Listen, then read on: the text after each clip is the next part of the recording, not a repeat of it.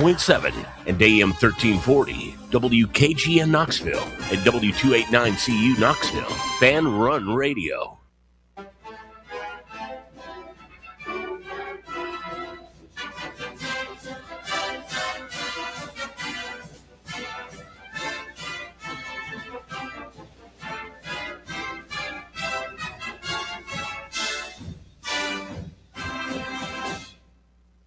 You're listening to FM 105.7 and AM 1340, WKGN Knoxville and W289CU Knoxville, Fanrun Radio. Hey, Bino, we're live on the deck here at Calhoun's on the River. Aaliyah is here to greet you on the island of love. She and I were just going back and forth over the great Donnie Iris song. Are you familiar with Donnie Iris, Aaliyah? You ever heard that tune? Here we go again. I'm not sure, Tony. I'll play it for you. It's a great jam. Beanstar, here we are. We're back again. And they're opening up this place, and they invited us down, and Mike, Brad, Kelsey, the whole gang, everybody wanted us to come down and christen this place. Here we are, brother. And I was telling our man over here that I believe the weather forecast. So usually, Bino, in July, what am I walking around in? My leather? Yeah. People think that's a bit. Today I believe the forecast, and I'm like freezing out here.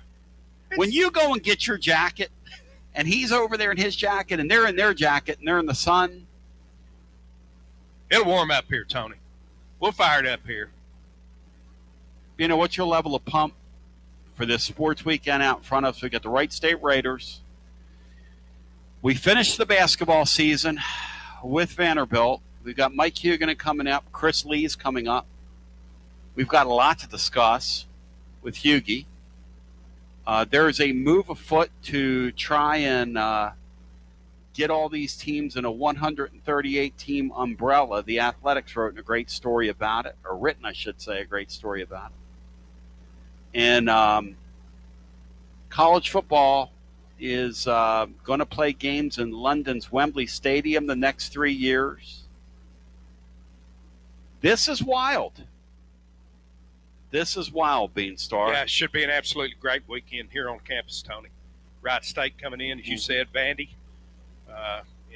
for a game that gives Tennessee an opportunity to get a top 4 seed in the SEC tournament. That's something that you're looking for.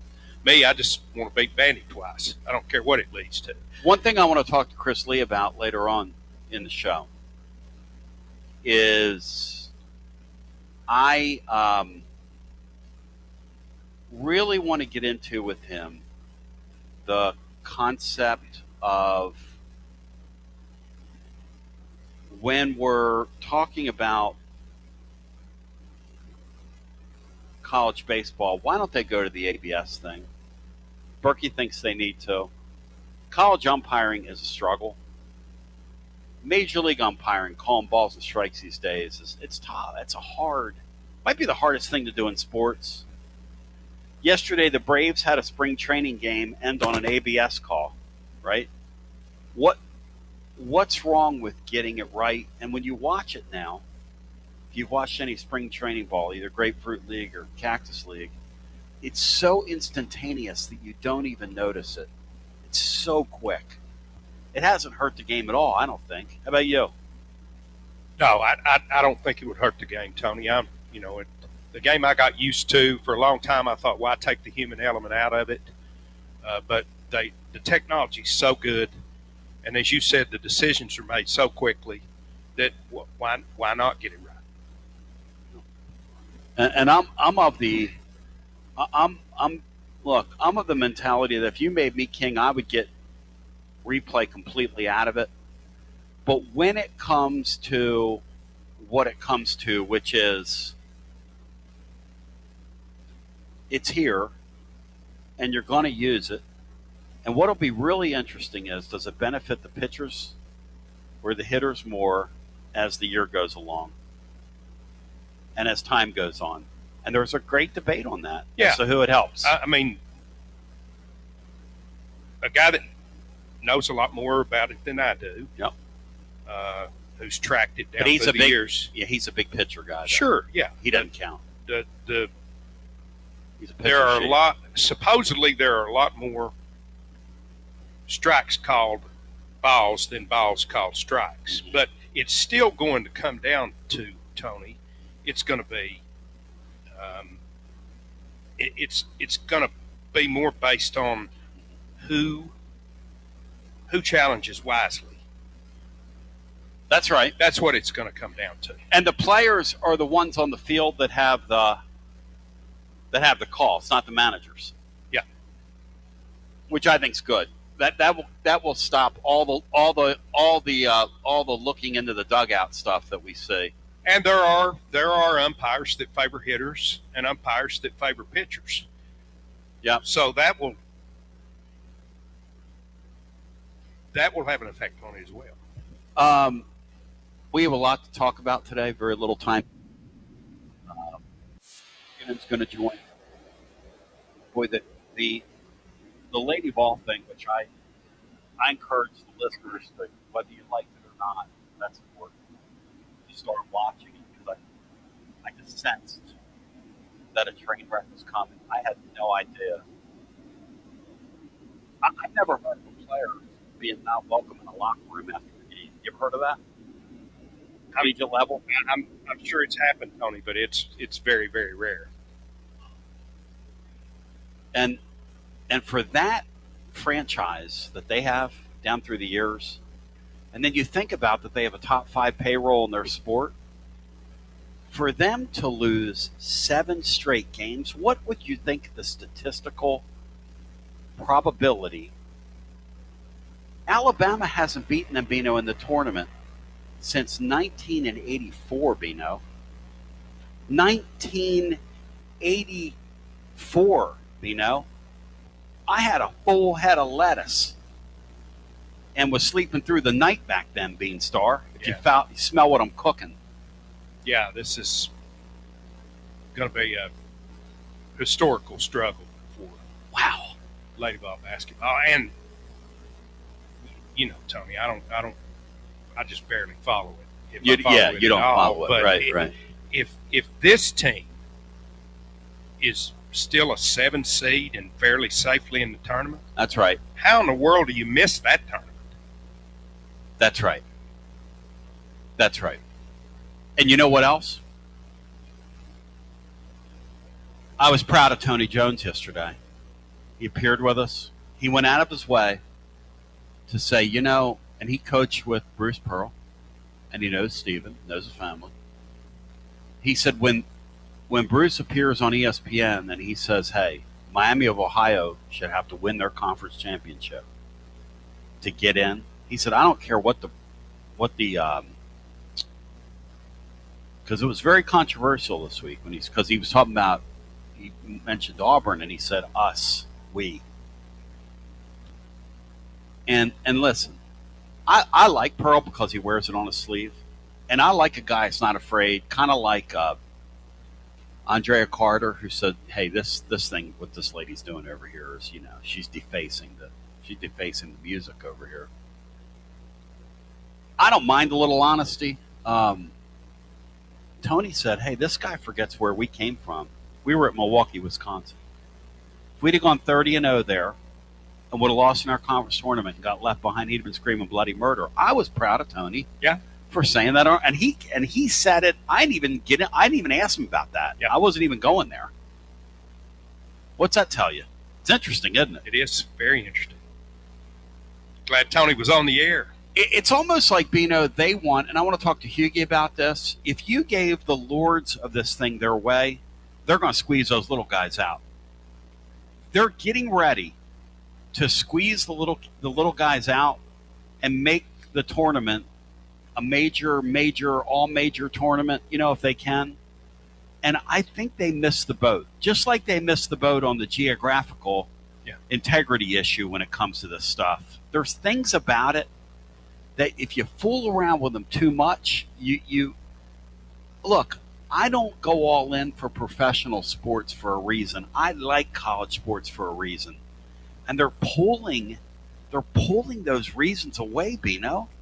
Well, they will absolutely destroy the beauty of the early rounds of this tournament. Yep. If they do away with the little guy, because that's the biggest part of the beauty of the early rounds to me, is that they have that opportunity to play against the bigger teams.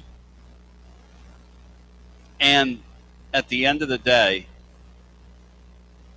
it just, I don't know.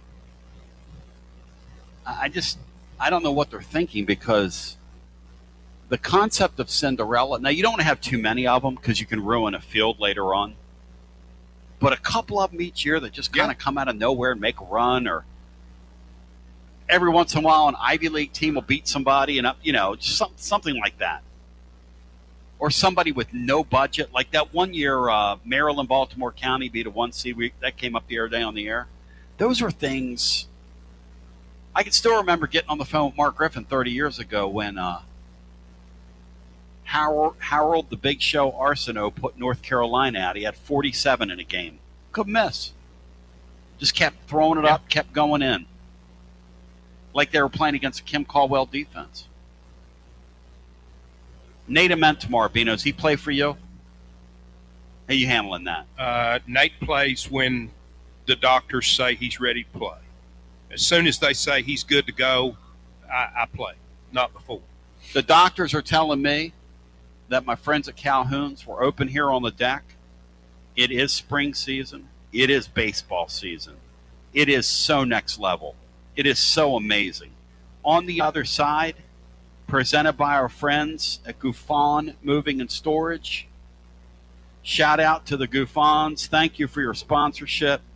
138 years of making it happen. 5 generations long and strong. You know, our friends at Copper Cellar Corporation, Bino, are celebrating 50 years this year. Wow. That's pretty amazing. Yes, it is. 50 years. Yes, it is. 50 freaking years. As we take a brief time out. First one was at Pellissippi, right? Yes. And then the original Copper Cellar was down on Cumberland Avenue. Yeah. As we take a brief time out, the halcyon days, my friend.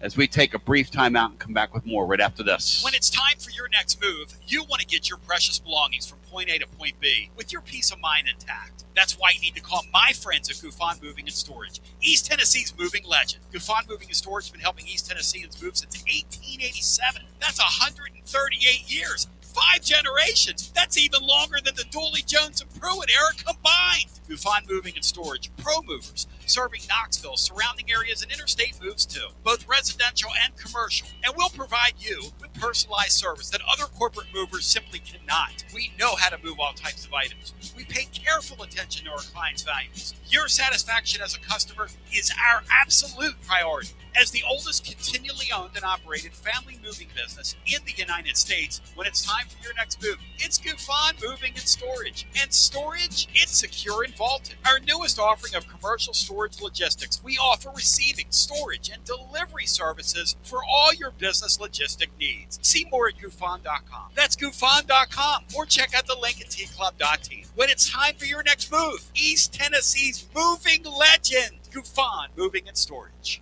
Life never stops moving. In between the 30-minute commutes, daycare pickups, weekly soccer practice, Tuesday night yoga, X number of coffee runs, and that weekend trip to Grandma's, you're racking up the miles. What you need is a tire that can keep up. A tire designed for doers. A tire that's going to last. Like the exceptionally long-lasting Michelin Defender tire. With an 80,000-mile warranty and the safety and comfort you expect, you can forget all about the miles ahead and focus on getting to your destination or conquering your to-do list. Fleet Tire, I-275 exit 1B at East Woodland Avenue in Knoxville. That's Fleet Tire, I-275 exit 1B at East Woodland Avenue in Knoxville. Fleet Tire.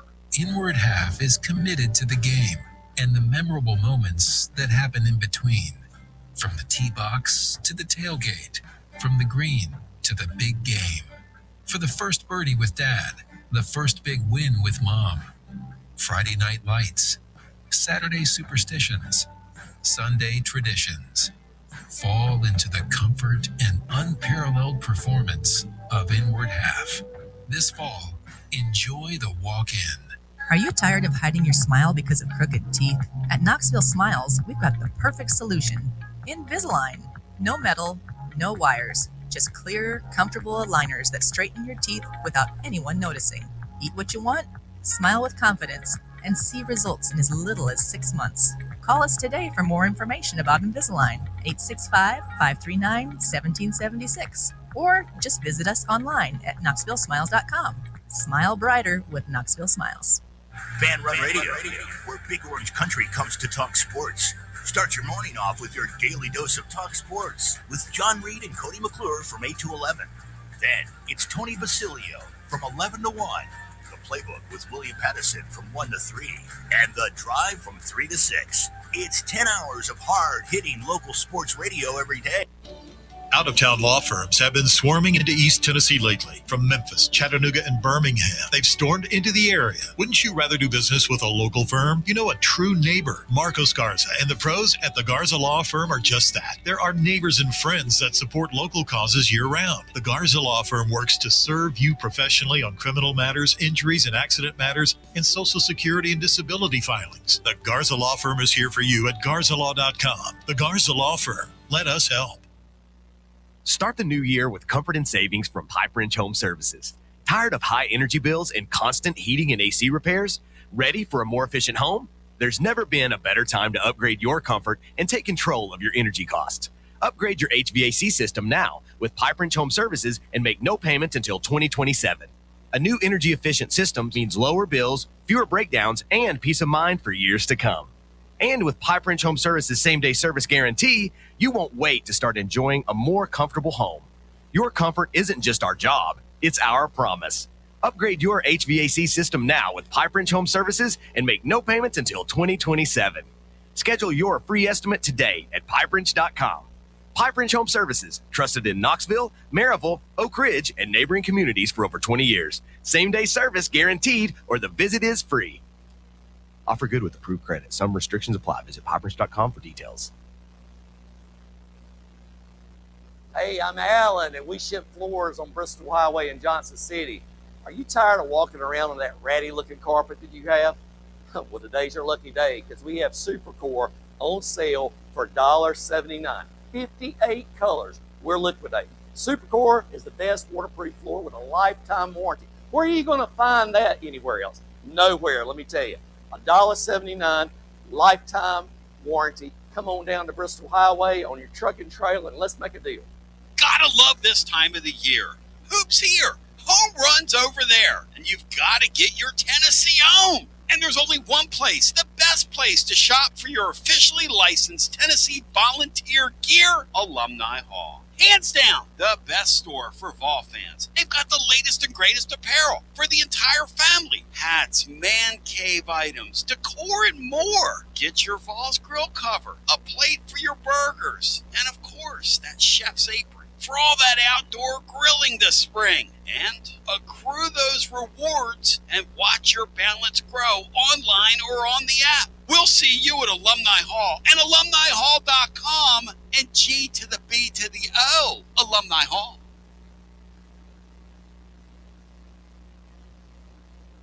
Tony B back with you, 865-200-5402. So welcome you back live today. Calhoun's on the river, where we be. It's unbelievable, Andy Mack. It's been tremendous out here. MP3 has stopped out to see us. I hear a rumor, Bino, that the Colombo kid is in town, and I'm not talking about your boy Peter Falk either. What? Marky boy in Colombo. I hear they're going to set a dunk tank up with this warm weather this afternoon, or he's going to come out here in his skivvies maybe. When's the last time you saw Colombo? Before we get, well, let's go to the main event here. I think I've only seen Mark once. No, he's... At Roger's birthday party, I think that's the only time I've seen him. He's an absolute character. Gufan Moving and Storage presents the great, and you bow thy head when you say thy name, the great Mike Hugan. And Hugie, how we doing, brother? Doing well. Basketball regular season ends tomorrow. We've already got conference tournaments underway, so March Madness already has begun. But this is, if you're a college basketball fan, it's a 2-week Christmas. actually like a 4-week Christmas. I mean, this is starting tomorrow. It really gets interesting, I think. So There's no question. It's a fun time of the year.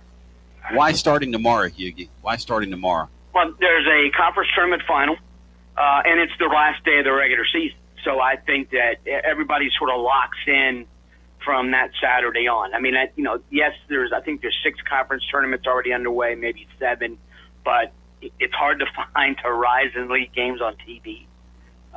It's hard to find Sun Belt Conference games on TV. Did watch some Missouri Valley yesterday, but conference final tomorrow, and then the regular season ends, and then everybody can sort of start diving in, figuring out,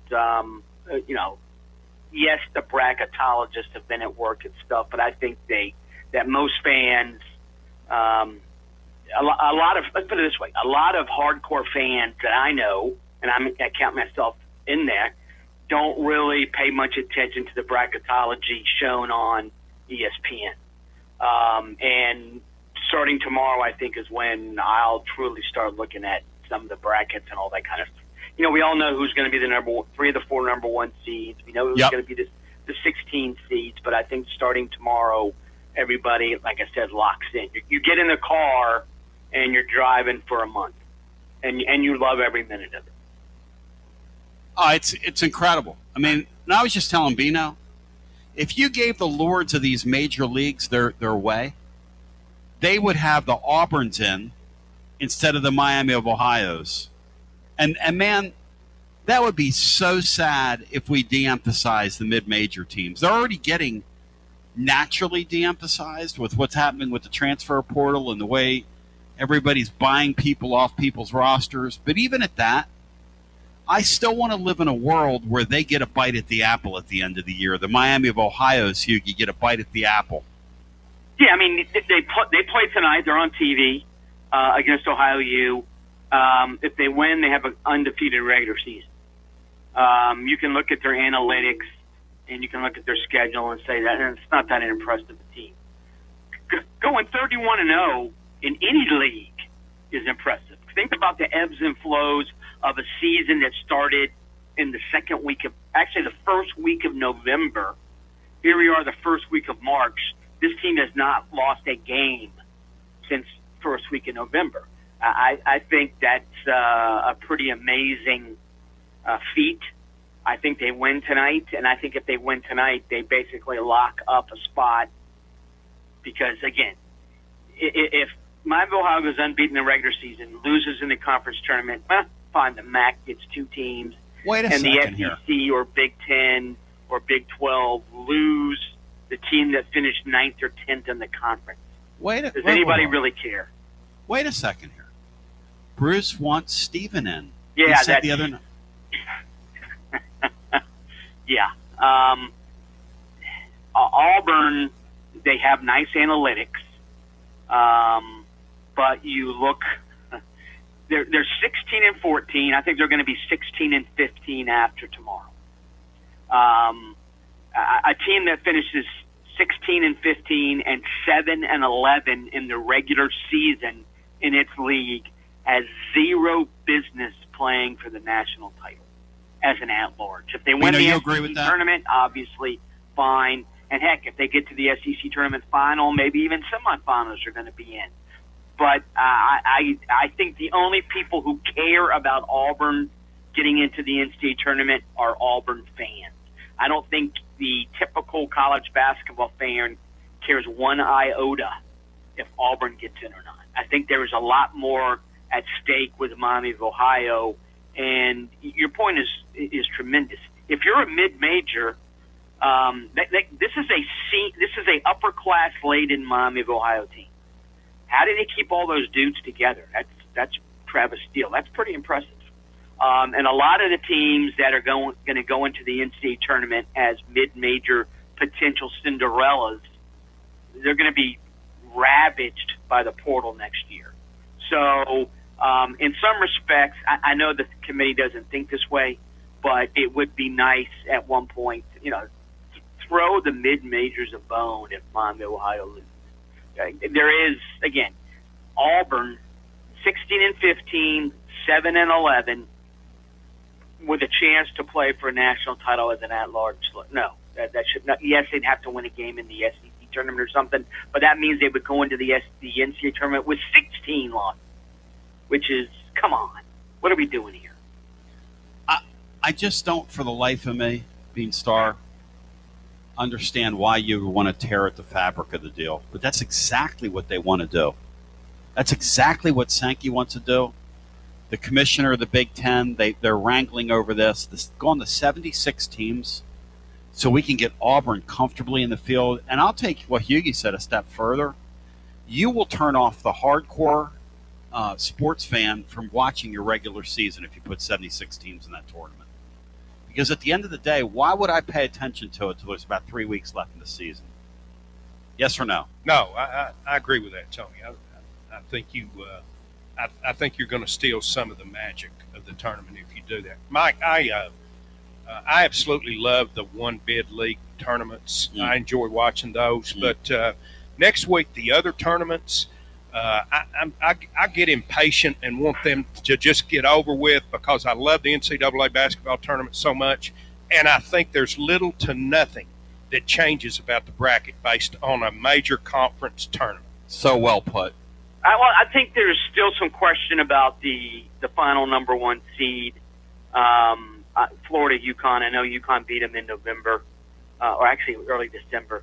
I think if UConn were to lose in the Big East tournament and Florida were to win the SEC tournament, that might be a deciding factor. But for the most part, yeah, I mean, you're going to be an 8 or a 9 or a 9 or a 10. And, you lost your first game in the Big Ten tournament. You're a 10 seed. So I think, yeah, they are. They're superfluous except for the fact that they make money. That's why the conference football championship games are superfluous, but they make money. So that's why they're not going away. And I think the one thing about the small tournaments, the Big South, the Atlantic Suns, the Horizon, the Summit, all that kind of stuff, these teams, they know if I lose today, my season is over. If Purdue loses its first game in the Big Ten tournament, good, we get more rest for the NCAA tournament.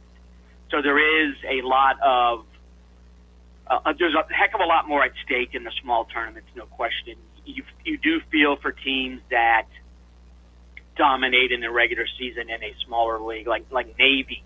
I think they won the Patriot League by 5 games, and Navy was in a battle last night against the 4 seed that they won.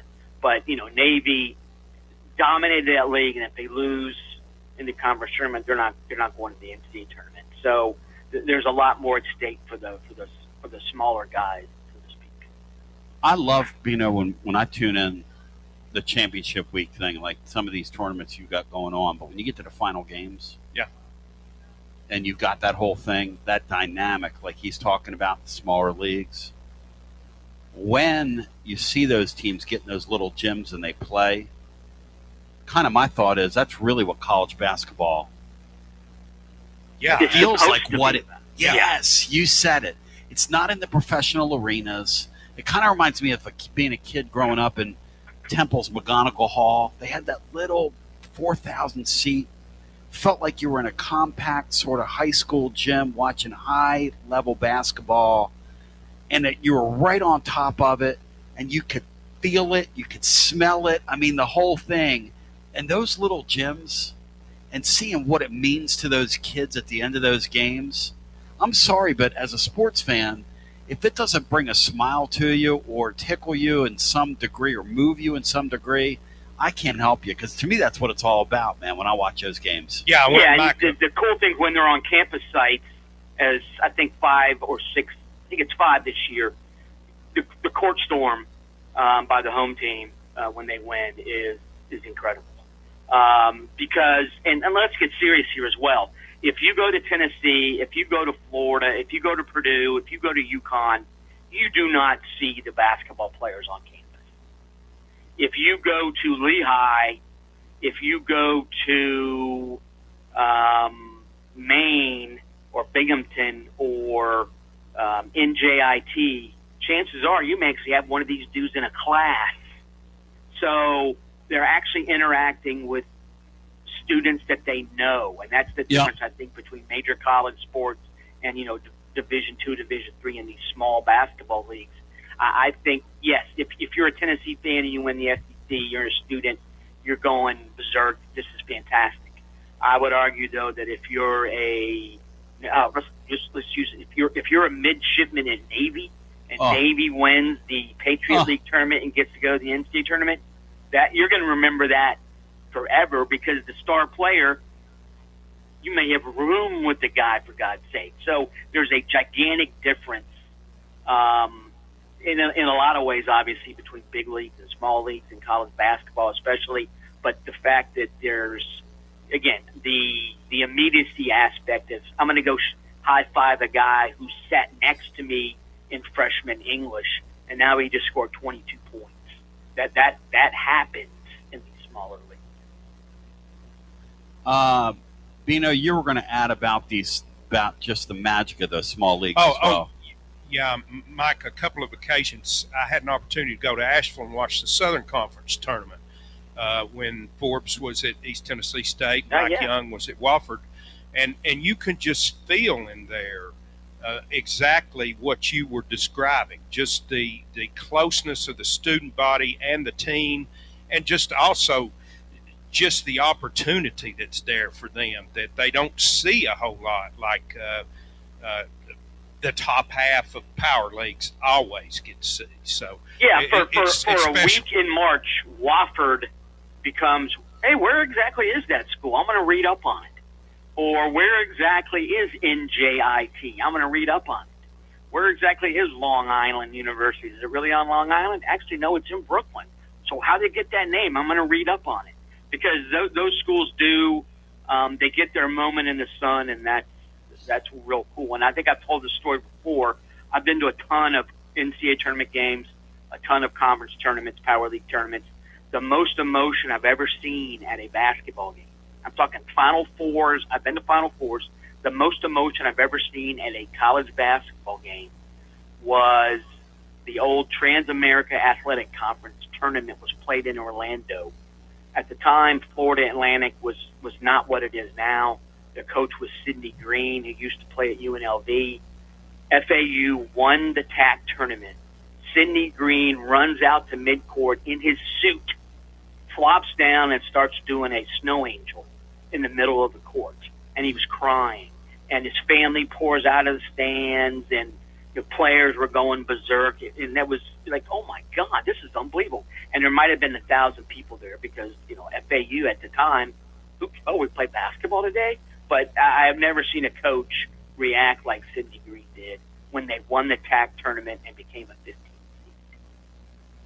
The great, and I mean bow your head when you say thy name, Mike Huguenin joining us. At the absolute living legend, Calhoun's on the River. This is a legendary spot in these United States of America. And ladies and gentlemen, boys and girls, children of all ages, on Fridays we'll be out here, Home Baseball Fridays, beginning with this Right State series, which if loving them is wrong, I don't want to be right because I love the Raiders. I got a soft spot in my heart for the Right State Raiders, Bino. They play that really hard non-league schedule every year, and they are always a force to be reckoned with later in the baseball season. They've got guys. They got beer league softball players. Those are some big dudes that they got stepping off their bus today, Beanstar, every year. They'll swing the bat. I think they're 4-6, but they beat Georgia one game in a 3-game series. They beat Kent State in a midweek game. They'll be a test over here. Horizon League favorites, or predicted to win the Horizon. Hughie, are you ready? They're also the number one seed in the Horizon League basketball tournament. Cool. Beautiful. Hughie, presented by our friends at Gufon Moving and Storage. The man's range is unbelievable, Andy. Now, he's not like a big women's basketball aficionado, but Hughie, I got a little fun factoid for you here. For instance, like over at South Carolina, I talked to some people in the industry this week. Their women's NIL, is twice as much, plus about $500,000 more than what they're spending on men's basketball. And they're getting a bang for their buck because they're averaging 15,953 patrons. And on the men's side, they report 10,975. Hughie, in Power 4 basketball, there are 4 other schools where the women are outdrawing the men. Can you give me 2 of those schools, Hughie Bear? I would think LSU is one. LSU averages 10,707 for women, which is basically a sellout. And on the men's side, they average 7,139. And give me one more, Hughie. See how good you are. You and Bino. This is Power 4 Conference. We got South Carolina and we got LSU so far. I'm going to give you a hint, Bino. A Big Ten school. Had a major star player, Bino. Iowa? Iowa. The Iowa men's team isn't bad at all, though. That's shocking. I know that. Check this out. The Iowa women average 14,998 patrons per game. Talk about the impact of having a superstar in a sport. With Caitlin Clark, they're still drawing, whereas the men only get 11,119. Hughie, they're outdrawing them by over 3,000 a game. And Is that wild to you? That's incredible. And also, getting anywhere in Iowa in the winter, if you're drawing 14,000 for a women's game, you got people driving in. You got people driving in the snow and on ice. That's impressive. South Carolina doesn't surprise me. LSU doesn't surprise me. I think some people go to LSU games just to see what is Mulkey going to wear today? How wild is it going to be? The Iowa thing is shocking because the Iowa men's team is an NCAA tournament team. They're extremely well coached. They don't run and gun like they used to under McCaffrey, but they do play defense and they win. What are the other ones? Let me give you another one. Notre Dame. Oh yeah. For women's ball, gets 7,138, and this Shrewsbury guy, aside from just blowing up every once in a while and being kind of fun to watch with his explosions, apparently they're putting all their money in football because they're averaging 5,307. Hey, Beanstar, I just, for the life of me, when we were kids, Notre Dame basketball mattered. Oh, man. How have they gotten to the point where it doesn't matter there? I don't know. And it doesn't matter. No. When's the last time you thought about Notre Dame basketball, Beanstar? Oh. Seriously. I can't remember. Hughie, what have they just decided? Hughie, that's the thing the conclusion we've come to in the SEC is you can't spend on everything, like the great Matt Dixon said yesterday. Some of the schools in this league are trying, and some of them are picking like soft targets, like women's basketball. Now, I got to give Danny White a lot of credit over here. He picked a soft target in women's basketball to spend some money in. They've got a top 5 payroll in their sport, and they lost 7 games in a row to close the season. I mean, you got to really put your hands together, meet and greet, clap your hands for the 76ers. But the other one, Hughie, in major college basketball is not going to surprise you, but it's hard to believe how little they draw at a once proud program. What was the coach's name? Ralph at Oregon State back in the day, Bino, when we played them. Ralph Miller. Ralph Miller, thank you. Legendary coach back in the day. And I remember when we played Ralph Miller back in the day, and I want to say, did Gary Payton play there? Gary Payton played for Ralph Miller at Oregon. I thought I was imagining things. Anyway, in women's basketball at Oregon State, they averaged 3,951. In men's basketball, they averaged 3,024. Did Oregon State beat us in college? Yeah, Keon Rick Barnes? Yes. Keon and Springer's year. First round. Killed us. They averaged 3,000 a game. That's the year I was in Tunica watching national tournaments. They're in the West Coast Conference now. Just this season, they'll be back in the revamped Pac-12 next year. But I think if Gonzaga or St. Mary's comes in, you're excited if you're an Oregon State fan. But if Pepperdine comes in or Loyola Marymount, I'm going to go study instead. So, and the Oregon State fired its coach last week, the men's coach. So That's a program that has fallen a long, long way. A long, long way. Most of those situations that you're talking about, Tony, the men's team has obviously eliminated themselves from NCAA tournament consideration. Correct. But the ones that are on the bubble, that should be used just like the net rating. If your women's team is outdrawing your men's, you're not in the tournament. Yeah, I'm stunned at the Iowa. That's mind-blowing to me. But, everybody loves a winner. And I'm sure the tickets are cheaper. But seriously, I mean, talk about South Carolina. If you go watch Dawn Staley's team, they're going to win, and they might win by 40. And, I think everybody likes to see a rout at times. So, but I think most importantly, they want to see a team win. The LSU women win. The South Carolina women win.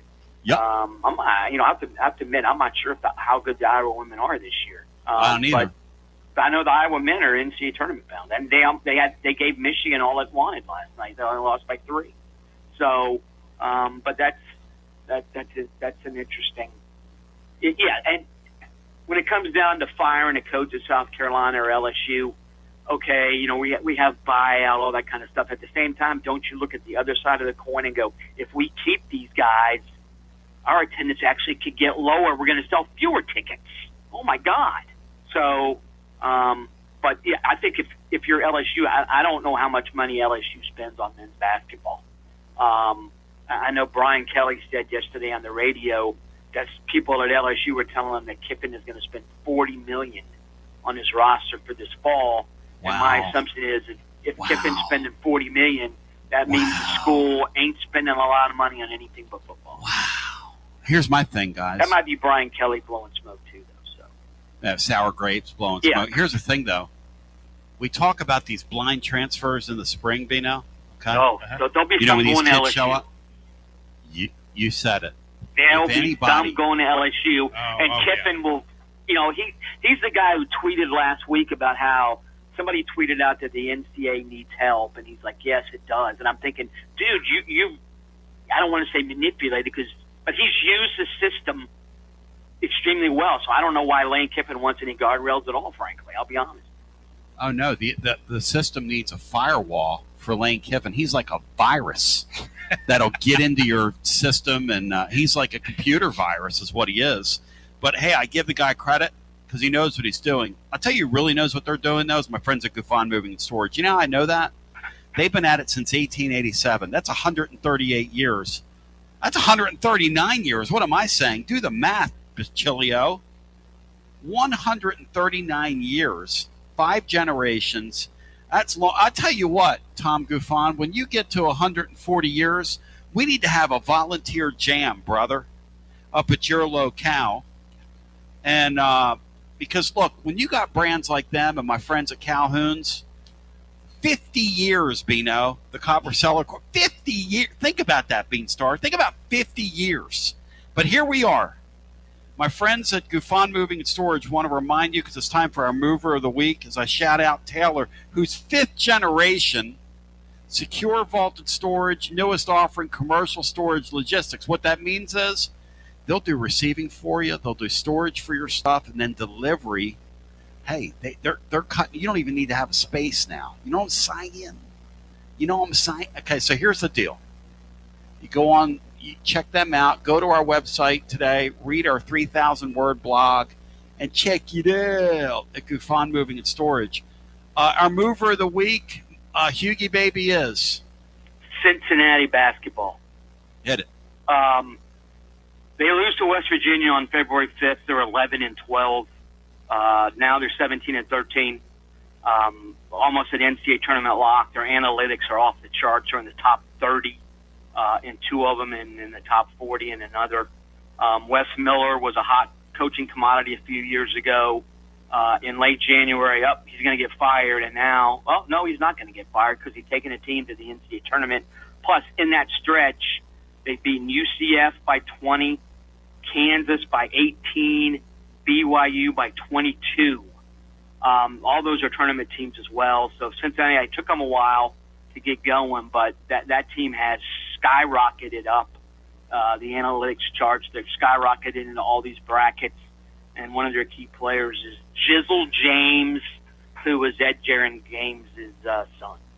And he's a really good guard who my nephew actually went to high school. I think it's pretty cool here in Orlando.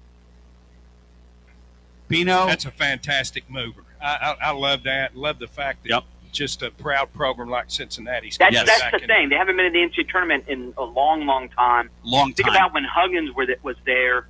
You're like, oh, my God, I don't want to draw Cincinnati because they'll seal club us because they're so physical.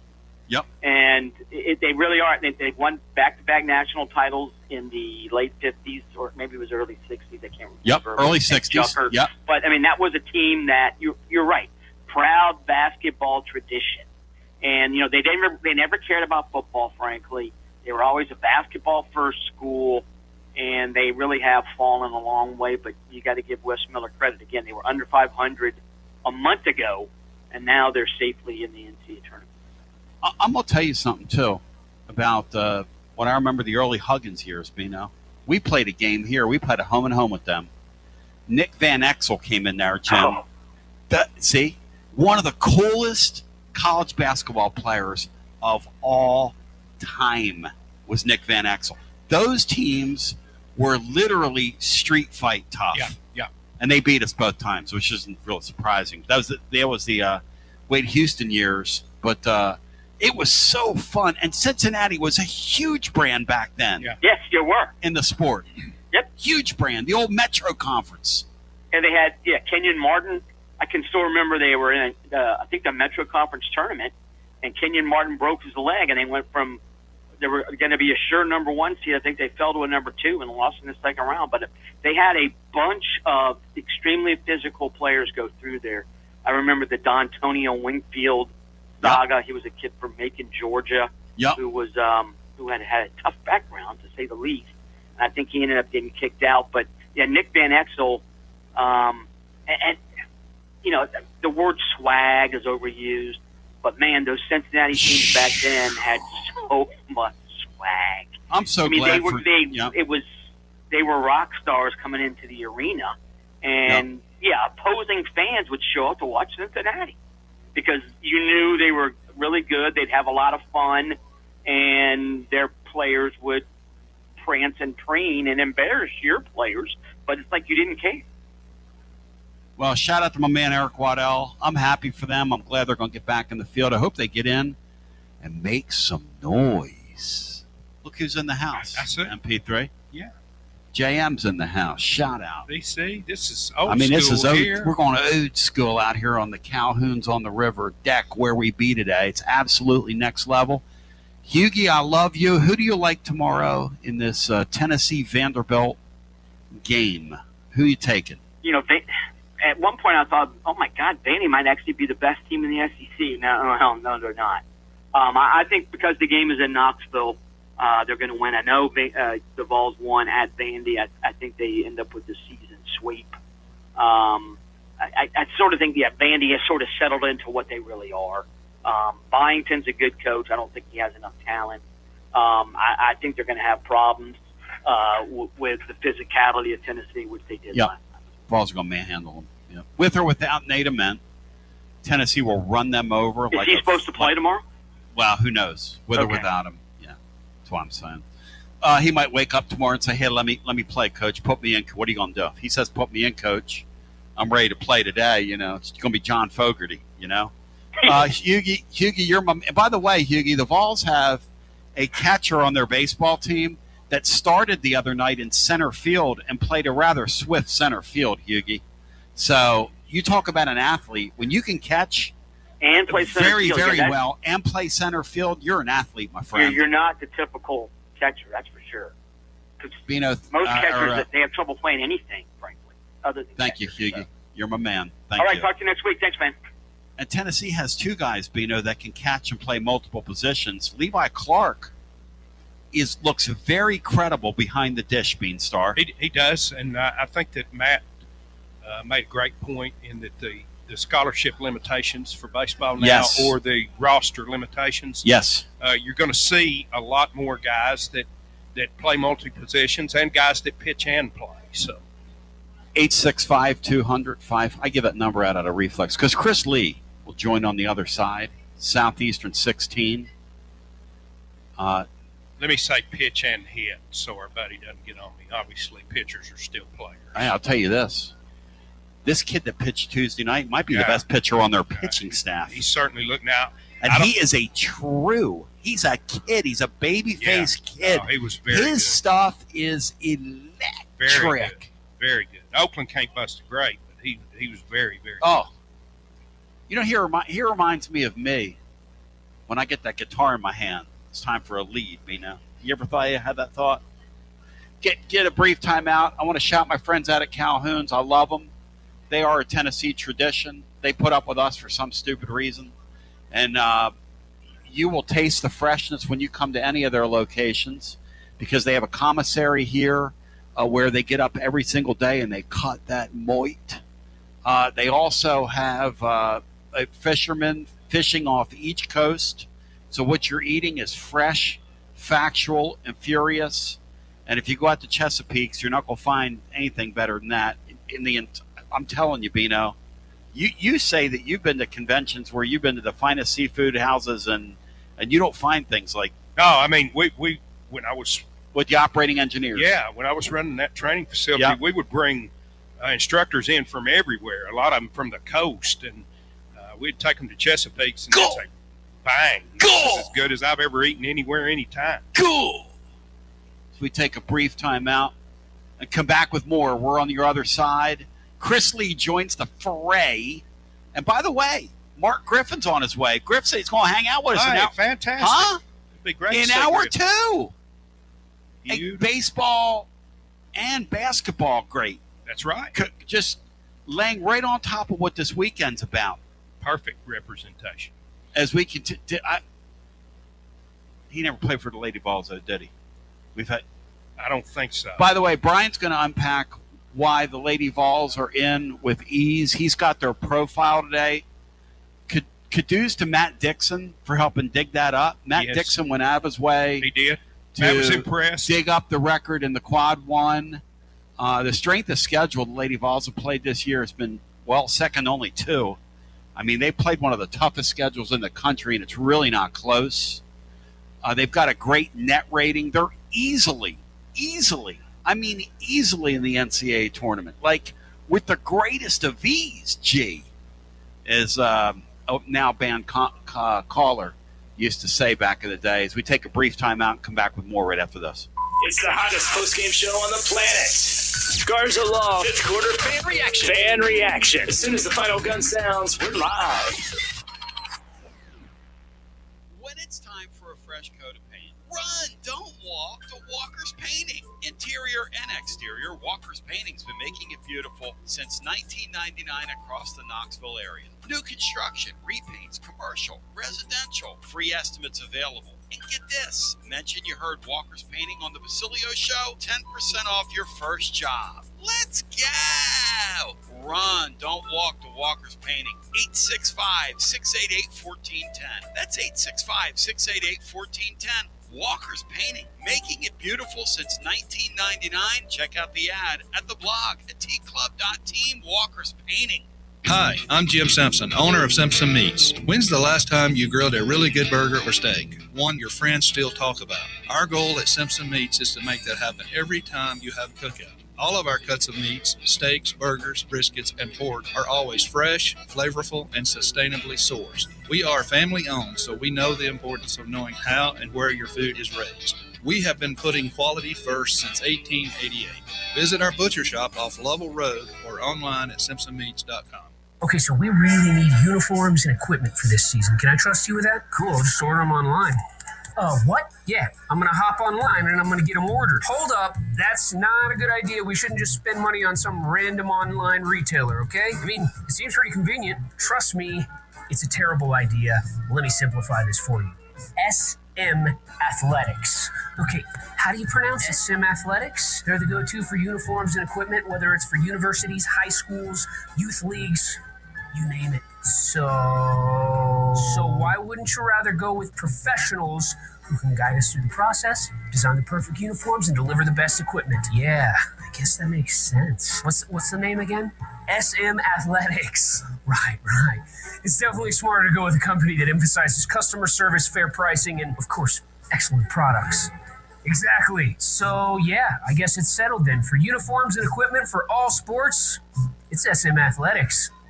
When a dangerous, overgrown, or storm-damaged tree is threatening your home, your car, or your family, don't risk it. Call ECR Total Landscapes, your local tree-cutting experts. From precision tree removal and trimming to emergency storm cleanup, ECR Total Landscapes has the equipment and the experience to get the job done safely and efficiently. Call today to set up your free estimate, 865-384-2012, or just go online to ecrtotallandscapes.com. Josh Collins at Collins Insurance Agency. At Collins Insurance, we strive to ensure our customers receive better coverage along with bigger savings. Our community is important to us. We want to provide exceptional service to our customers. Anybody can provide great rates, great coverage, but can you also get great service? And hey, don't just take my word for it. What's up, everybody? It's Zakai Ziegler here. My family turns to Collins Insurance Agency for the best service, coverage, and price. So don't just go online and get some random insurance. Experience the Collins Insurance difference. Like he said, experience the Collins Insurance difference. CollinsInsuranceTN.com. CollinsInsuranceTN.com. And hey, their Mama's Easy approved. CollinsInsuranceTN.com. Thank you to Josh Collins and ZZ. One more thing, Tony. Go Vols! Yee-haw! I've been hooting and hollering ever since I started betting with the VIP Play app. VIP Play has more than 200 leagues, every bet type you can imagine. Live betting and live hosts, all with 24/7 support from real live people when you need them. Start betting better with the VIP Play app today. Don't be a better, be a better with VIP Play today. VIP Play coming soon. Gambling problem? Call 1-800-889-9789. Must be 21 plus and located in Tennessee to bet. Achillio here, and my friends at Carnes Motor Company started with a dream over a quarter century ago. I met Rob and Brian back when I still had hair, and they were working at a huge dealership in West Knoxville. But they told me back then they wanted to sell cars on their terms, and I wanted to do radio on my terms. Their terms, just like my terms, are ultimately your terms. In both cases, you're the winner. A Car Guru's National Award winner with a 5-star rating on all sites, just like our Vols. Everything about buying a car from Carnes Motor Company is no hassle. They specialize in high-quality pre-owned vehicles between the $5,000 to $25,000 range. And if you need to sell a car, they'll either buy your car or they'll help you sell it. Carnes Motor Company also has a top-notch service department. Therefore, every vehicle is rigorously inspected and serviced prior to delivery. So you're guaranteed to get a quality pre-owned vehicle every time. If you need a place for service, they've got you covered. Come be a part of the Carnes Motor Company family and tell them you heard about it from me. Online at carnesmotor.com. Oak Ridge Highway, 1 mile past the Carnes light. Carnes Motor Company. From the sunrise over the Smokies to the Saturday cheers at Neyland Stadium, Knoxville isn't just where we live, it's home. But let's be honest, finding your perfect spot in a hot market can feel like a full-time job. Whether you're looking for a Craftsman in 4th and Gill, a family home in Farragut, or a view in South Knox, the market moves fast. You need more than a listing. You need an edge. And that's where I come in. Jennifer Morris with Keller Williams Realty, and I specialize in helping Knoxville buyers win. I don't just find houses, I find the right fit for your budget and your lifestyle. Ready to unlock your front door? Visit nextmovesmokymountains.com or call me at 865-694-5904. That's nextmovesmokymountains.com, and as always, go Vols. You're listening to FM 105.7 and AM 1340, WKGN Knoxville, and W289CU Knoxville. Fanrun Radio. TB back with you. Another hour here on Fanrun Radio. Then we turn it over to our man, the myth, the legend. But in the meantime, we've got a lot to get to.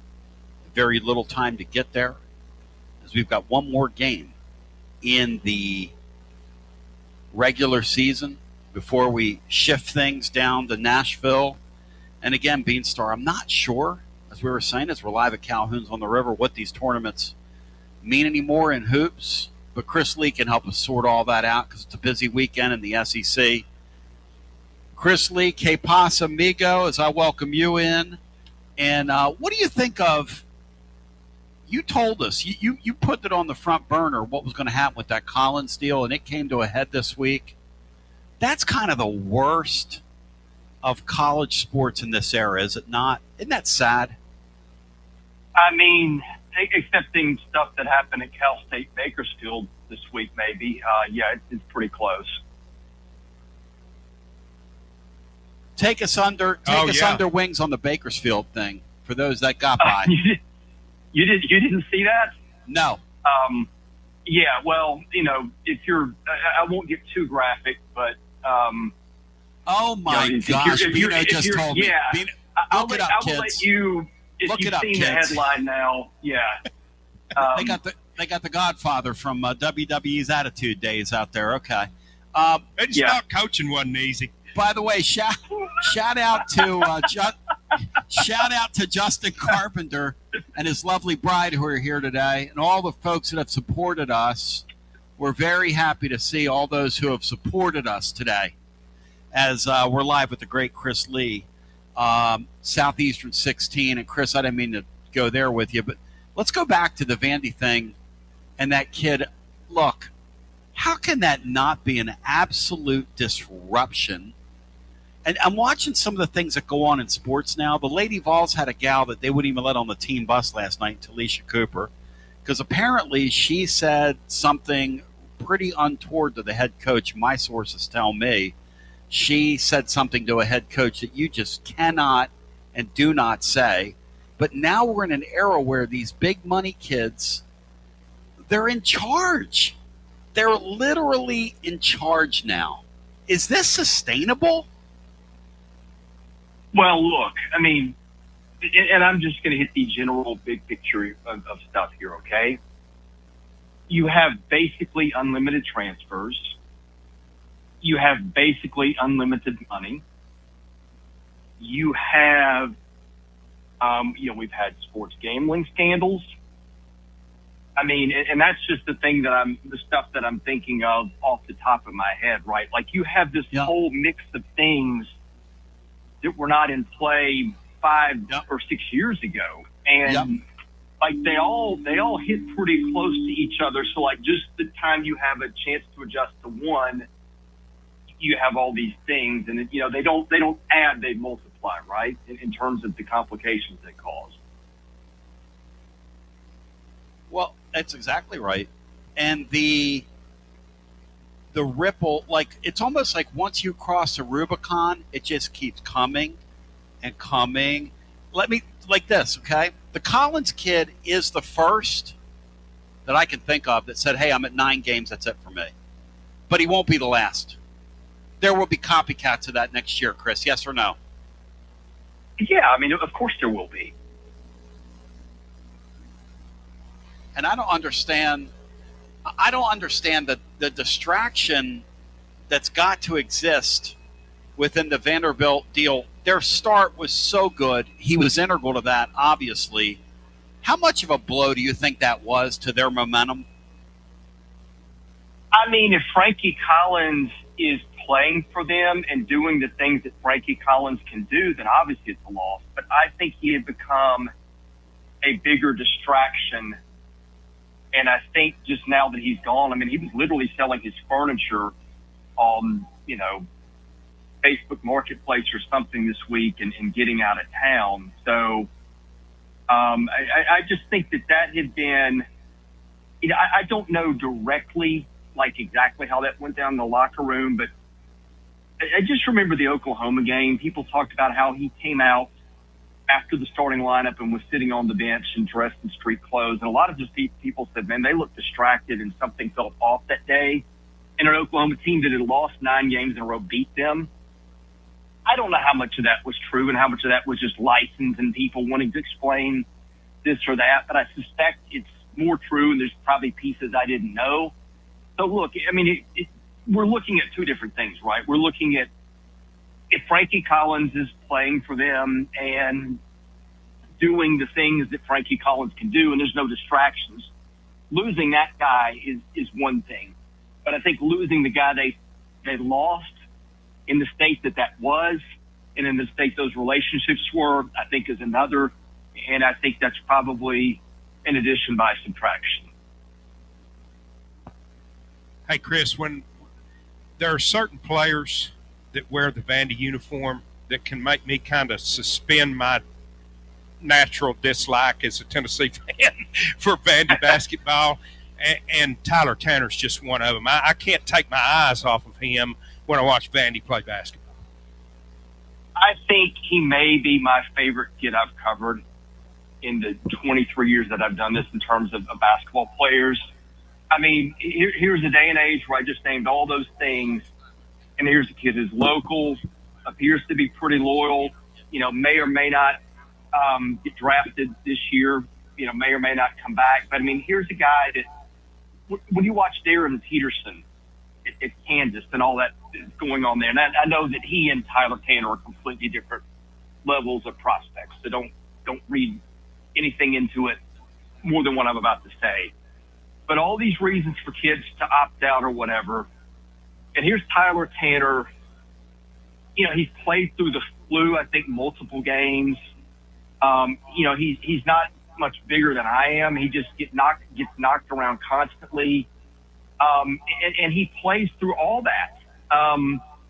When there are, if Tyler Tanner had just said, a week or two ago, hey, I've been playing through the flu.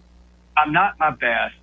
The sooner I can rest and get better, I'll be better and we'll be a better team. Nobody would have faulted Tyler Tanner for sitting out. And instead he played through that and played really well sometimes. Like the Missouri game, he almost single-handedly led them back late. He almost single-handedly won the Ole Miss game the other night for them, although I think he's healthy now. I don't think the flu was a factor there. But the point I'm making is not only is he playing well, but he's played through a lot of, some stuff for sure that if he said, hey, I need to sit it out and get well, nobody would have blamed him. And then there were kids are finding pass outs for those spots. He took the other road. I'm glad that Bino brought him up because here in Knoxville, this Nate Ament is a delight. Yeah. It's a very easy thing for fans to look at a kid and say, look at the money he's making. And there's that jealousy, there's that class envy. I get all that. We're all humans.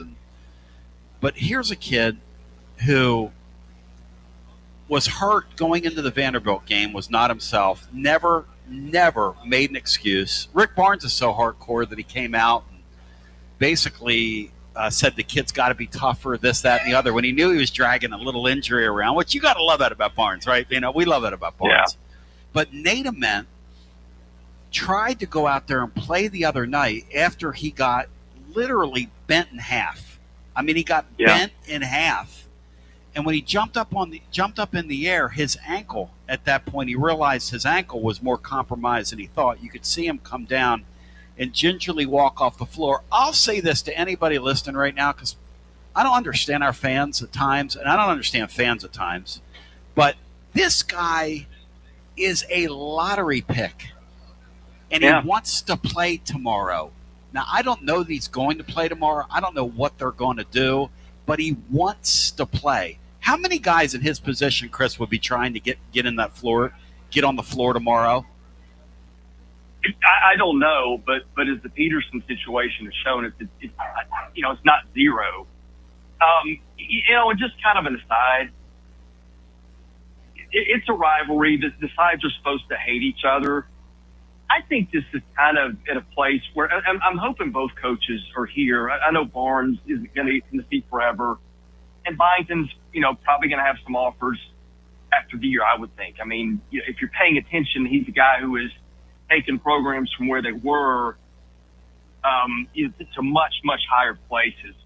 But they're both guys that I really like and respect. You watch the way the teams play, you kind of get a little bit of a feel for the kids. I mean, you would know better than I do, but I feel like Barnes recruits really good, solid kids. You're going to get a bad apple every now and then, and Vanderbilt had one in Frankie Collins, and maybe a couple of guys last year that were a little bit of cancers.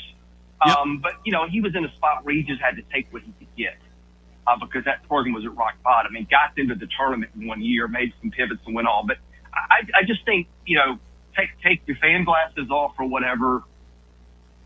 Watch these coaches. You watch their players. Yep. And I think both teams, are just easy to root for and very likable. I think a lot of that stems from who's running each of the programs. Mark, the great Mark Griffin's here with us now, popping in. Hey, Griff, as I bring you on, I got Chris Lee here, Southeastern 16. And, Griff, you wore the uniform here, but you've been a mainstay in the summer circuit. And we're seeing this now with Kim Caldwell here, but all these coaches are now forced to make decisions in this transfer portal era. How much am I willing to put up with? How much of like with the Collins kid, a guy like that's kind of a vagabond, but you're at Vanderbilt, you need players. I know you've got a great deal of respect for Byington. Yes. I don't blame a guy who says, hey, I'm going to take a flyer on one guy here. We're going to give this guy a chance. You almost have to if you want to compete in this league, don't you? No, you do. You look at that risk-reward ratio and like relationships you get into of people that have had a past. You always think you can fix them. Yep. It's no different in coaching. You take on these kids and you think, okay, you've done your research, your staff's done the research, you really vet their past through their travel ball coaches, high school coaches. You may even get into their middle school coach. But a lot of coaches, I'd say most coaches think, I can fix this kid because I've had success in the past.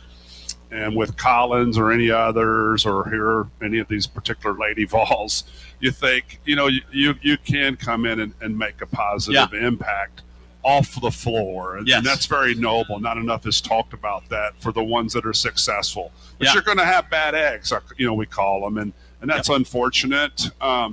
What's really unfortunate, and I just got to hear the end of the Collins conversation, but for these young men and women that are playing college basketball, the time flies by so quickly. And, when you play 4, 5, I don't know, basketball 6 years, that it still flies by quickly. And then it's like you wake up in the morning, it's like, what's next?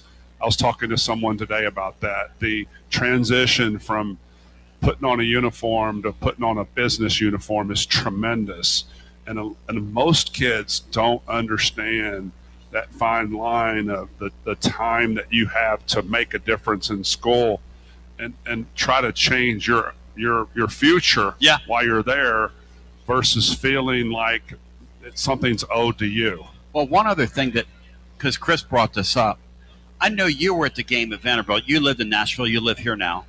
But Griff, you said, and I want your thoughts because Chris talked about this, I sense that there's a level of respect between those two programs. I sense that Barnes, and you know Rick pretty well. Yeah. I sense there's a level of respect toward Byington, toward Vanderbilt. There is those two teams tomorrow when they get on the floor are going to bring out the best in each other, I guess is my point here. No question, and I think it's really healthy for us old school people that go back, and even, I played in the 80s, but when you go back to the F Troop in the 70s and Vanderbilt's history of being really good in the SEC for years and the rivalry that's occurred over the last 50 plus years, it's just really healthy. It's a healthy rivalry, a huge game tomorrow for both teams, and you're right. I think that Byington is very respectful, and I cheer for Vanderbilt, Tony, when they're not playing Tennessee. Isn't that crazy? I want Byington to do. When's the last time you could say that? Never. And I visited Vanderbilt. It was one of my 3 schools that I visited when C.M. Newton was the coach. Yeah. And ever since then, I wanted Vanderbilt to lose. Not as bad as Kentucky, but right there with them, and really glad to see what Byington's done in such a short time. Yes. And it does start at the top. When I see him, I just see someone that's got a lot of character. Yeah. The way he carries himself, he's in the community. I see him at Starbucks. It seems like every time I go to the Starbucks right off campus, he's there. And what's neat is he's well known, but he's not like a country music star. Not superstar. He's not a superstar. Yeah. But that's not what he wants. I think that's Yes. not what he's preaching is Yes. the me. He's more, I would say, others focused, trying to build a program the right way. And what a great city to do it in Nashville. And what a great educational program that they have if guys will stay there 4 years. I mean, there's great opportunity for kids at Vanderbilt. I'll say this, too. Bino, it's a weird thing for me to say because I think Vanderbilt football last year is going to help Josh Heupel. I really believe that. I think this thing getting run over by them last year and being in an era where they're taking football seriously and spending on football, I think that's going to lead to really good things for Josh Heupel. I believe that. I'm looking at something here that I want your thoughts on, and I'm sure you've seen this graphic, Chris. The men's football, men's basketball combined for SEC teams. Football and men's basketball, Vanderbilt coming into this weekend, 33-10, the top winning percentage in the Southeastern Conference. When is the last time, Chris, you think, and Georgia's second, Alabama's third, A&M's 4, Missouri 5, and Tennessee sitting there at 6. When is the last time, Chris, you think that was a reality? Ever? You think ever? If at all, before we were born, probably. I mean, maybe in the 70s when they went to a couple of bowls and basketball was at the last throes of its really run of greatness under Roy Skinner. But I mean, it would have been, long before any of us followed it or cared about it, I think for sure. And Bino, look, you're not a Vanderbilt guy. I for years have wanted to see a football rivalry, and then it's the old "be careful what you wish for" deal. But I do think at the end of the day, that'll be a good thing. What happened to us? Yeah, I agree totally, Tony. I don't think there's any question that the sense of urgency that may not have appeared in this program that's so badly needed would not have ramped up had Vanderbilt not had that second half where they just kind of ran us out of our own stadium. Yeah. And Chris, how strange is that when we quote those numbers and seeing just how it's turned around? And here's the thing it's about. People say, well, they're spending money. Vanderbilt spent. No. It's more about people than it is money. I'm watching that Lady Vol situation. Oh. They're a top 5 spender in their sport. It is about people. It's about competent people, not money. I say that to everybody listening. And leaders. And leadership. Leadership that's running programs. And it's funny, I watched Lady Vol's game last night. I was disgusted. And then I turned around and watched Memphis and Penny Hardaway. I thought, man, they're just alike. And that was disgusting, too. Penny has drugged that deal. It's beyond recognition, isn't it? It's horrible. I mean, it's a terrible situation to be an AD at Memphis because what should happen, he should be fired. But he's got too much power, right? He's got a lot of power because he's everything down there. When you define Memphis, you say barbecue, and you also say Penny Hardaway and Graceland. You really do. No. He's so embedded in the program. And he's really a really nice guy. Yeah. When he's not doing some of these press conferences that touting himself. But I've had a chance to coach against him years ago in travel ball when he had Team Penny, and he came over and talked to a group of kids that I had that were 14, and they were mesmerized by him, and he really encouraged them. He didn't have to do that. Cameras weren't on him. I got to ask Chris Lee, Southeastern 16. I want to encourage you to check their YouTube channel is incredible. They're having great growth. They deserve their great growth. They work very hard at it, pour themselves into it. Chris, what do you expect we see from Vanderbilt tomorrow? What do you think we see? What kind of response do we get from the doors tomorrow? Because I know they haven't been. They're kind of limping along here down the stretch. Does Tennessee bring the best out in them tomorrow, like they brought out the best in Tennessee?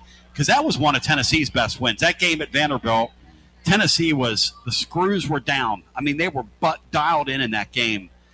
Does Vanderbilt have a similar type of response tomorrow, do you think?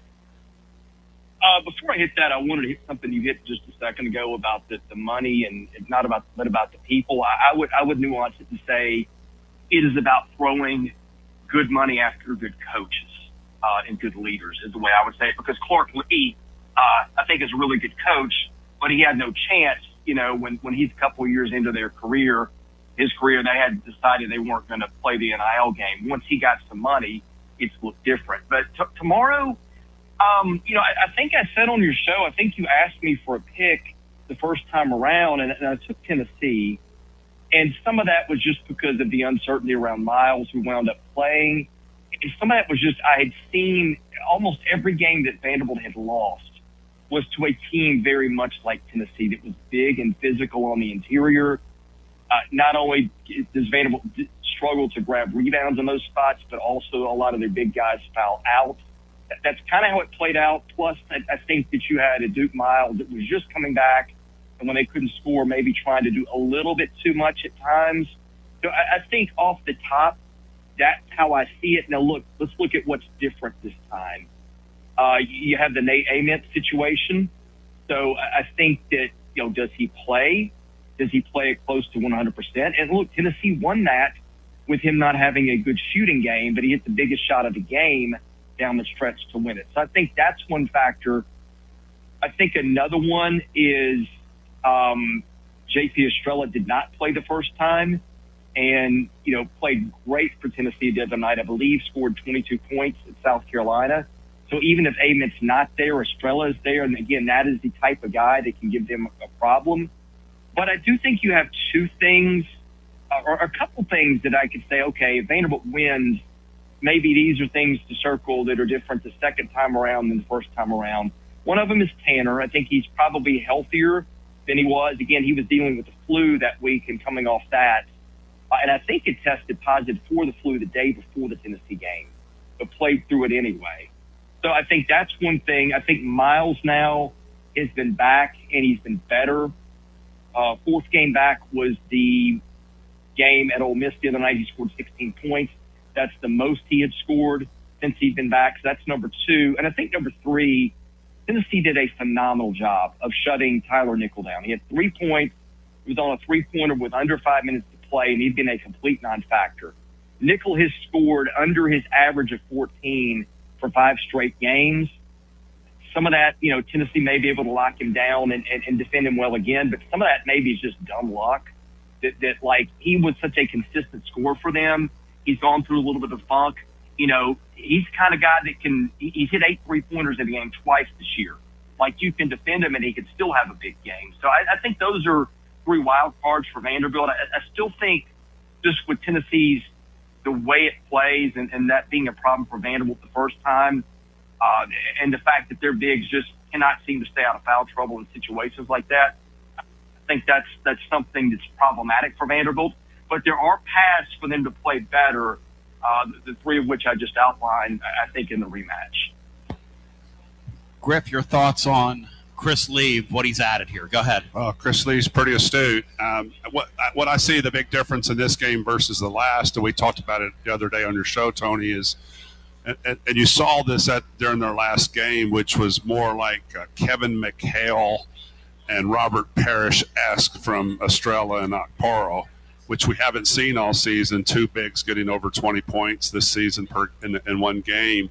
Is Tennessee has an advantage inside against Vanderbilt. That's what I see as their biggest weakness is inside. Love McLaughlin. I love when he steps out and shoots that corner 3. I love his feet work and how he moves. You're getting good presence from Okereke, but he couldn't guard Ament. I didn't think very well, but he did. I mean, he's a great athlete. Obviously, Ament had a bad shooting night except for the last shot. But, when you get into Washington, their depth, after that, they're done. And when you got so many options inside for Tennessee, and what did they do last game? Went inside more. What will they do at this game? They'll go inside more. I really believe they're going to pound it in the paint if Ament doesn't play. Now, one of the things that scares me about Vanderbilt, and I've mentioned this consistently, is they've got 3 really great shooters, 3 really great free throw shooters. Incredible. You mentioned Nickel, you've got Miles, and you've got Tanner. You can't have 2 of the 3 players have good shooting nights. If 2 of 3 play well, Tennessee's in trouble. if you can shut down 2 of the 3, you're not going to get hurt as much if Miles goes off or a 10 or even Nickel, like you said, with his 3-point shooting woes. He's still over 40% from the season. He's shot the most 3-pointers for Vanderbilt this season. He's a threat. And back to the whole concept of I believe in you, almost spend on your roster with Byington, who showed it to him, Bino, last year. This Miles guy, they bought off a roster in this league from Oklahoma. Is that right, Chris? That's right, yes?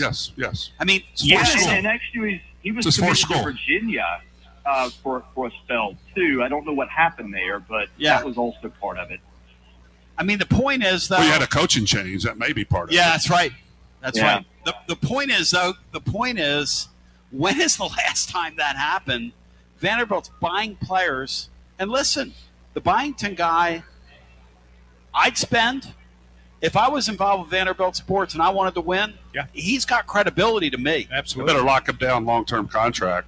Are you? How worried are they that he's going to, that he's so good and so young and just all that stuff?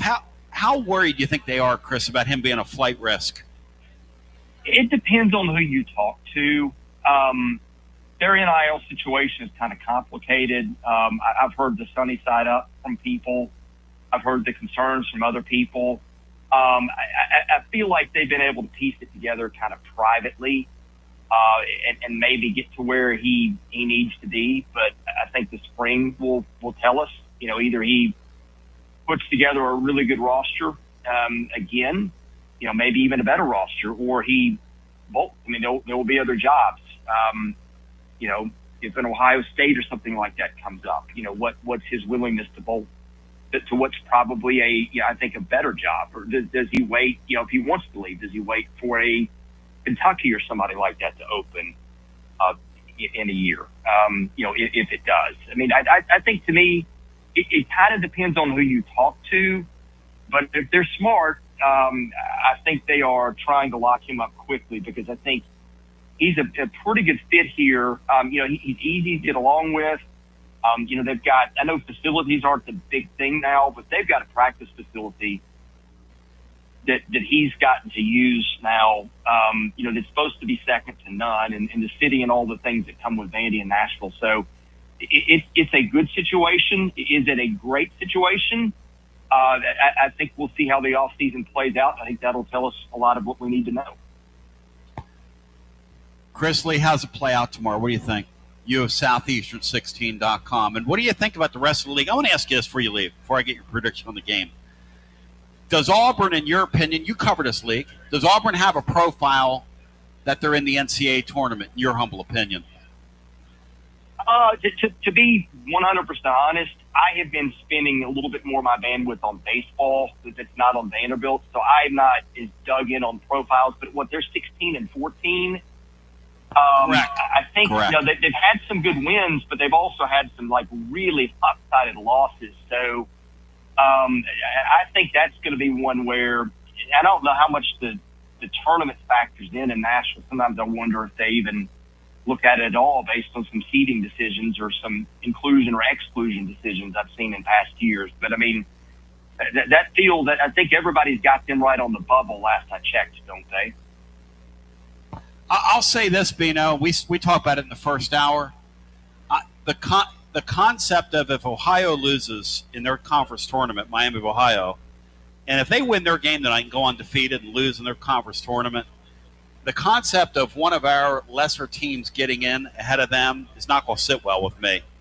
That's what they're doing, by the way, to the sport. No, we all agreed with that.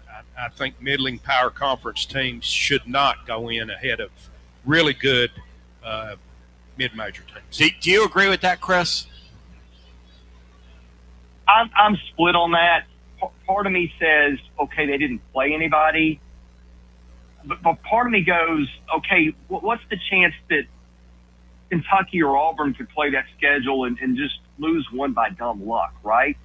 You just don't show up one night. I think there's something to be said for that. It's hard to ace a test any more than they did. Again, the metrics might suggest they were a good team. I think I would have a pretty hard time leaving a one-loss team out of the tournament. But, if I looked into it a little deeper, maybe I would change my mind. Yep, you're a numbers guy. Go ahead, Griff. Well, they call it March Madness for a reason. I think that you should include the mid-major teams in this because fans like myself, I always pull for underdogs. Yes. I think that's why when people fill out the brackets, we don't want just Power 5 conferences. Right. We want to pull for these teams to hopefully have these upsets like we hear about the 5 versus 12 every year. It gives us hope. I want David to grab that sharp stone and knock Goliath out. Well, like George Mason. And every once in a while it happens. George Mason. That's right. If this was years ago, let's just go back to when Larry Guerra was coaching. And that's right. We have the same talk. But that's now right. Social media is so much bigger. Should George Mason get in, but yet they go to Final Four?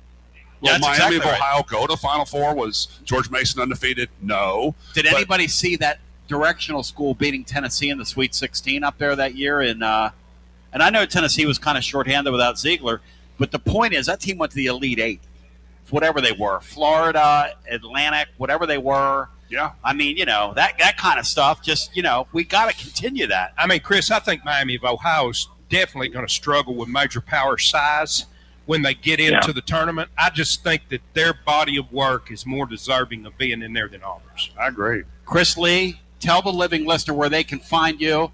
I love you, and I appreciate you like no other. Hey, well, thank you. You're always very kind and always enjoy coming on your show. I think your questions are great. It's always a fun discussion.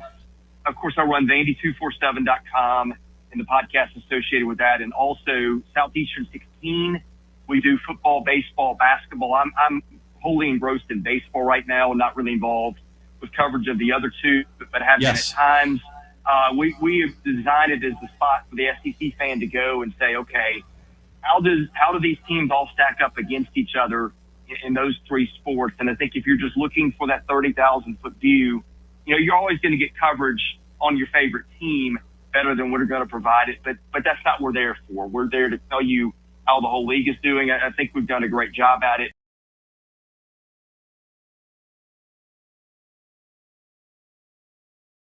Baseball season this year. How do you rank this SEC versus past SEC since you're studying it closely? Oh, gosh. I thought last year was just an all-timer of a year.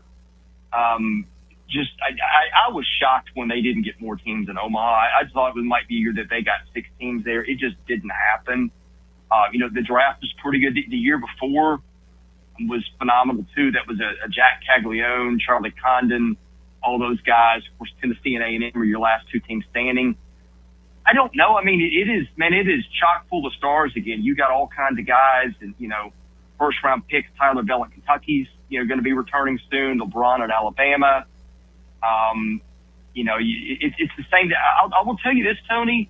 What has stuck out to me so far, and the conditions are different because you got 2 more weeks to prepare, but it felt like we had just gotten to a point in baseball where the 6 and 7 inning starts were really rare events. I'm looking around the conference, and we're getting that from a lot of teams, 1 and 2 guys. A lot of these, 7 innings, 1 earned run, 3 hits, 10 strikeout type outings from your top 2 guys, and even some teams from their 3rd guy. The pitching depth at the top in terms of starting pitching, and again, it's not apples to apples because of the run-out time, but that is really intriguing me. And I think those are things that are pretty loud in the postseason. So I don't know how much stock you put into that when that's rung up against, Oakland instead of LSU. We're about to find out. But that is one thing that is really intriguing me so far. I don't know the ultimate answer to your question, but that bit to me is pretty interesting, how deep this league has been in durable starting pitching. The one thing that Brother Bino pointed out, and then Griff wants to say something here on the way up, but the one thing that Brother Bino pointed out that bears watching, with the roster limitations now, we're already starting to see more two-way guys, pitchers that are hitters, that sort of thing. Catchers that are center Catchers fielders. that play center fielder. Hey, I'm for Not it. Del Murphy. I'm for it, guys. I'm for it. What do you think, Chris? I think it's going to make the game better. These guys have to utilize their rosters now. Yeah, I mean, it does make it more interesting. I guess you've got one in Blaine Brown. Your catcher center fielder, I presume that's Garrett Wright, who I think is just gotten Correct. healthy. That's I saw correct. That right. Yeah. That's a big piece Yes. for them. Yep. Georgia's got one in Kenny Ishikawa. I think he has got a fractured foot. He's been out a couple weeks. Don't know how much longer he'll be out. And Georgia's played a pretty weak schedule, but Kenny Ishikawa was doing really, really well at both things. We haven't. I guess the last one, A.J. Reed at Kentucky, was the last guy that was really a stud both ways. I know Jack Caglione did pitch a little bit at Florida. It was really more of a 2 or 3 guy than a guy that's going to go out and shove for 7. So, yeah, I'm all for it. I mean, Shohei Ohtani, I think just what he's done at the major league level is kind of transformed baseball and kind of brought an idea back other than maybe an occasional Micah Owings or somebody like that. I mean, the guys that have tried it have been very Michael Lorenzen for the Reds would be another one. Those are the 2 that I can think of. They've been few and far between and unremarkable. But, yeah, I would love to see it. I think it makes the game more fun and interesting. Chris Lee, be blessed, my brother. And it's always a pleasure and an absolute blessing to spend time with you, my man. Thank you. Likewise. God bless you. Have a great weekend. That's a man right there. Absolutely love him. We'll come back on the other side. I want to deep dive with Griff into this Hoops team tomorrow, where they are, his thoughts on the Ament situation, just a thought on whether or not we see him tomorrow, what he would do if it was his dime and his dance floor.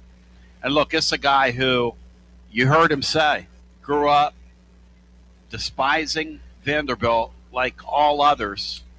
But then when you're Tennessee, you got to think, do I have bigger fish to fry? Or do I think about the moment? Or does it serve all the above if I play him tomorrow and he's able to go and he's healthy and all that stuff? Very, very intriguing. And then I want to get his thoughts on just that whole unprecedented implosion with the Lady Vols. That thing is I don't know if I've ever seen anything like that here in any sport that puts a uniform on. I mean, this Cooper lady last night, according to my sources, I mean, she said something to her that, well, you can't say it on the radio. You can't say it on the radio, living listener. That'd be a $100,000 fine for me, a $100,000 fine for you. Take a brief time out. We'll come back. We're live at Calhoun's on the River. It's our Friday edition. Home series, we're here. Beano Road Series, we might be here. But you know, this is the first time we've played Wright State since that night with the shot heard around the world, which made many people college baseball fans. Big Drew Gilbert. That'll never be forgotten by the living fan. We got on that night and did a 90-minute post-game show right on the spot, something I never thought we would do. Yeah, they really upgraded the non-conference schedule this year, and I like it. I like it, too. Obviously, Tony didn't do it, as we continue with more after this. Hey, I'm Alan, and we ship floors on Bristol Highway in Johnson City. Are you tired of walking around on that ratty-looking carpet that you have? Well, today's your lucky day, because we have Supercore on sale for $1.79. 58 colors we're liquidating. Supercore is the best waterproof floor with a lifetime warranty. Where are you going to find that anywhere else? Nowhere, let me tell you. $1.79, lifetime warranty. Come on down to Bristol Highway on your truck and trailer, and let's make a deal. You got to dream about buying some land and building on that land. Well, Waterside Contracting is your ticket. 25 years of making dreams come true, Michael Scott, for hundreds in our area. Custom homes or remodels. Waterside Contracting will build on your lot. They do incredible work all over the area. Structural integrity, quality without compromise. It's a way of life with Waterside Contracting. Check out the wonderful work Waterside does. WatersideContractingLLC.com. When it's time for your dreams to come true. Quality without compromising. Waterside Contracting. College football fans, Chris Fowler here with the play call. This season, go for Dose with ice-cold, refreshing Dos Equis. It's more than a single play. It's a mindset. Think of it as a 2-point conversion for real life. Taking the risk, making the bold move. Whenever we get the chance to go big, we take it. On the field and off, always Go for Dose with Dos Equis. Enjoy Dos Equis responsibly. Copyright 2024 Dos Equis Lager Especial Beer. Imported by Cervezas Mexicanas, White Plains, New York.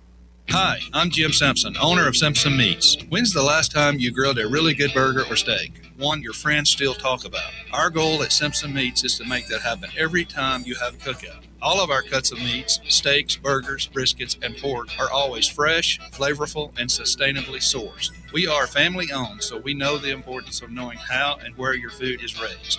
We have been putting quality first since 1888. Visit our butcher shop off Lovell Road or online at simpsonmeats.com. Tony Basilio along with the great Mark Griffin. And we're here to talk about our friends at Performance Medicine. And Griff, their slogan, stay educated, stay healthy. That's you. Wow, I really like to think that, Tony, and I'd like to give Dr. Rogers a lot of credit because I definitely want to stay educated and healthy, and knowing that he's putting the time and effort in to make sure of my care, I want to encourage your listeners to put the time to learn and become educated and get to know Dr. Rogers and see if it can help with your health as well. And there's a really, really easy way to do that. In fact, they've got their own YouTube channel. You can see Dr. Rogers for himself with his staff. It's called The Performance Medicine Show over at the Performance Medicine channel over on YouTube. Also, more information at performancemedicine.net. To our friends in North Knoxville, a brand new location over in Fountain City, now accepting patients. So many ways to reach Dr. Rogers. And like they say, stay educated, stay healthy. Performance Medicine, online, performancemedicine.net. Located in Knoxville's historic Old City, Barley's offers great food, live music, the best draft beer selection in town, and now your new favorite place to watch sports. Their indoor projector is perfect for any weather, and they've revamped their upstairs area with more TVs to take in all of the action. Their menu features hand-battered chicken tenders, juicy burgers, fresh salads, and the tastiest pizza in Knoxville. You can enjoy their happy hour drink specials daily from open until 6 p.m. Barley's Tap Room and Pizzeria. Tony Basilio here, and I got the great Chad Stockton of FC Alliance 2026. Chad, do you believe we've made it? Boys and girls teams start off the new year at big national event showcases. We got our younger kids training indoors and doing a lot of things to get better. So we're excited about what the future holds. Chad, I hear the juice behind you. I hear the kids. Your program reaches throughout East Tennessee. If folks want to get involved, what's the advice? We're easy to get in touch with. We offer players at all ages, all levels, all experience. We have a program for all of our kids that we have, and we're excited for anyone to join us. And even some Lady Vols as well. Several college players all over the country, yes? Absolutely. We had a lot of girls that we were able to watch play in the NCAA tournament. A lot of our former players made big runs through the tournament. We're so excited for them. Growing the beautiful game in this, the year of the World Cup in North America. Celebrate the beautiful game. Get your child involved. FCAllianceKnox.org. That's FCAllianceKnox.org. And Chad, thank you, man. Keep growing the beautiful game. Absolutely, Tony, and thank you very much. Preparing food for a big gathering can really take it out of you. That's why you need to call Calhoun's and check out their selection of party platters. Whether you're hosting a party for the big game, a reunion, or just an everyday gathering, a Calhoun's party platter is next level. Choose from Calhoun's always excellent chicken tenders, fly with Calhoun's wings, or boneless wings with a variety of dipping sauces, award-winning next-level melt-in-your-mouth barbecue ribs, or delicious spinach artichoke dip, or get one of each. Plus, if you're doing burgers or sandwiches, Calhoun's has lots of side dishes, like spinach Maria, baked cinnamon apples, Smoky Mountain baked beans, or creamy coleslaw, available in pints, quarts, and gallons. And to finish things off, pick up one of Calhoun's great desserts to go, including homemade cheesecake or key lime pie. Calhoun's, simply your go-to party headquarters. With 9 locations all over East Tennessee, you can order online and just pick it up. Calhoun's, one of the Copper Cellar family of restaurants, along with Chesapeake's, Copper Cellar, Corner 16, Cherokee Grill, and Smoky Mountain Brewery. Eat local, eat good. From the sunrise over the Smokies to the Saturday cheers at Neyland Stadium, Knoxville isn't just where we live, it's home. But let's be honest, finding your perfect spot in a hot market can feel like a full-time job. Whether you're looking for a Craftsman in 4th and Gill, a family home in Farragut, or a view in South Knox, the market moves fast. You need more than a listing. You need an edge. And that's where I come in. Jennifer Morris with Keller Williams Realty, and I specialize in helping Knoxville buyers win. I don't just find houses, I find the right fit for your budget and your lifestyle. Ready to unlock your front door? Visit nextmovesmokymountains.com or call me at 865-694-5904. That's nextmovesmokymountains.com, and as always, go Vols. Here we go. Tony B back with you. And the taste of Tennessee is in my mouth as we come back. Jennifer, I thought you were going to talk a little further than that, a little more than that. You had me at 4th and Gill there, Jennifer Morris. But we're back live at Calhoun's on the River. All right, Bino, let's take a quiz. All right, he mentioned Penny Hardaway before. We got the ciphering. And when we get to ciphering, it's dangerous. And when Griff gets to ciphering, here we go. When we get to ciphering, I really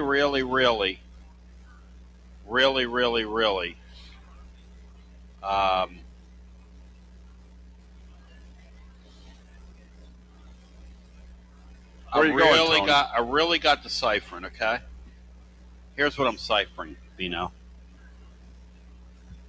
How many times has Penny Hardaway made the Sweet 16 in his how many years? 8. 8 years and miss at down there at Memphis. Living legend. When Barnes first got here, they played those contentious games. You and I were together that Saturday when they canceled the game. I was there too in Nashville. 2021. Yes. Yeah. We were in Pennsylvania when that happened. We were getting ready to go to a casino, and you called me from down there and said, "Hey, they canceled the game." Yeah. We were in the Bridgestone waiting, and they're like, "You got to leave." We're like, "Why?" They're like, "Penny canceled it." That's what we were told. We were told Penny canceled. Penny canceled it. Not Memphis, but Penny. Well, I would have missed this question if I hadn't have looked on your all's paper. Okay. Tell the living listener how many times they've been to the Sweet 16. I believe it's 0. Griff, did you? How many Sweet 16 appearances? Oh, no, you're right. Exactly. 0 in 8 years. 1. The farthest he's gone is round of 32. Been to the tournament 3 times. And last night was horrific at home against South Florida, who's the coach was a former Alabama assistant, a hot coach. I think it's Hodgkin. I need Brian to help me. Brian Hodgkin, I think is his name. Yes. And he has done a great job at South Florida. Because, Brian, you like, and Griff's going to focus on something with the in-state teams that have been really, really, really great. But and some in-state ties. All right, Griff, Memphis's record after last night's game right now is? I think they're 12-18. All right. But worse than the Lady Vols record. What's more surprising to you from a basketball standpoint, that the Lady Vols have the capability of losing 7 consecutive college basketball games, or that Memphis is 12-18 in a basketball season, playing in the league they're playing in? Yeah. It's not exactly bigger surprise than Lady Vols. I mean, matter of fact, I think they even stopped reporting how this is a record as far as how many losses that they've had. You don't hear this as much, like all-time record worse or all-time worst record. Yeah. Consecutive losses. I think the announcers and Carolyn Peck pretty much gave up on reminding the Lady Vol faithful how bad they have finished this season. I want to congratulate Carolyn Peck because I don't know if she watches her sport. I know more about her sport than she does. She won a national championship. She said the Lady Vols, last time she was behind a microphone, she didn't do it last night because I think somebody talked to her. She said their calling card under Kim Caldwell is on the defensive end. Oh, it's no. She said negative. That's their identity. She well, said they got lost identity then. Somebody stole their identity. Bino, what's a bigger surprise to you that school that we're looking at right now sits on that river, and there's the arena, and it's an absolutely beautiful view here at Calhoun's on the river. I mean, it is a beautiful, beautiful day here. Yes. I'm talking beautiful day, and I see this beautiful young family in front of us, Bino, and I'm fired up, focused, and prepared right now. Yeah.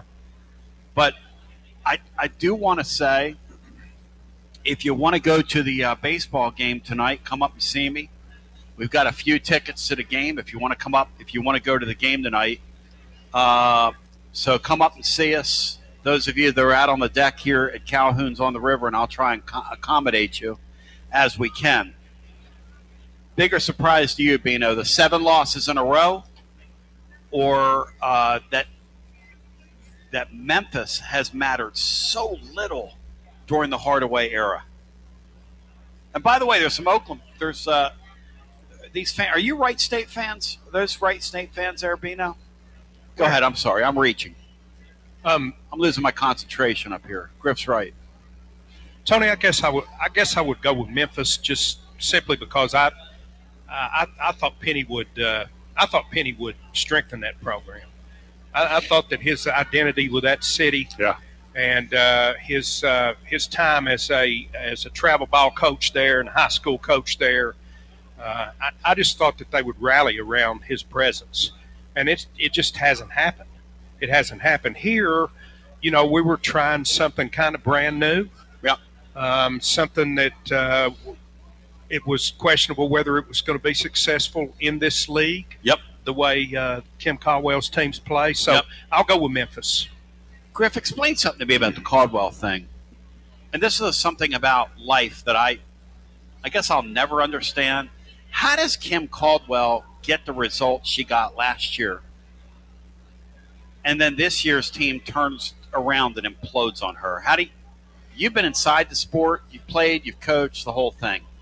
Is there an explanation? Because I don't know that I've ever seen anything like.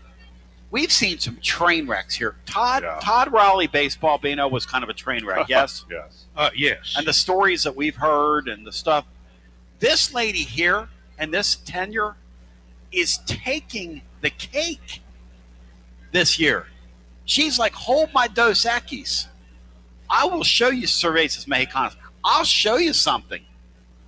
What you'll hear from fans and people will say the difference in leadership as far as experience last season compared to this one, because she's got so many new freshmen. I want to say it's 5 or 6. I'm not exactly sure. I think 4 of them are getting considerable playing time, and they'll hang their hat on, well, they're young. Well, guess what? Everyone in the country is young. You don't have a lot of senior players that you had in the past, especially more than 2 starters per team. It would be interesting to do some research in the men's and women's, looking at the NCAA tournament, of how many seniors do you have per team, especially for your Power 5 schools. Maybe a Yale will have several because they're dedicated to the academic side. Right. They're not going anywhere as far as professional NBA ball for the most part. You'll hear that. There's a lot behind the scenes that we don't know that I think really goes on. And I hate to be negative towards her. I went to the Texas game, and it was a fantastic game outside of Cooper's 9 turnovers, which was horrific. And not just the turnover, but not getting back on a turnover. And for anyone that played the game, when you don't get back on a turnover, it drives your coaches nuts. You're not competing. And then if there's no consequences, guess what? You're going to do it again because there's no consequences. Because the thing with basketball earning playing time, if there's no consequences, you just do your own thing because they're not going to take you out. And that's what that was my biggest issue was, and I hate to pick on Cooper, but I will because she's a senior. Seniors should know. Now you could say, well, they knew what they were getting into. Really? Okay.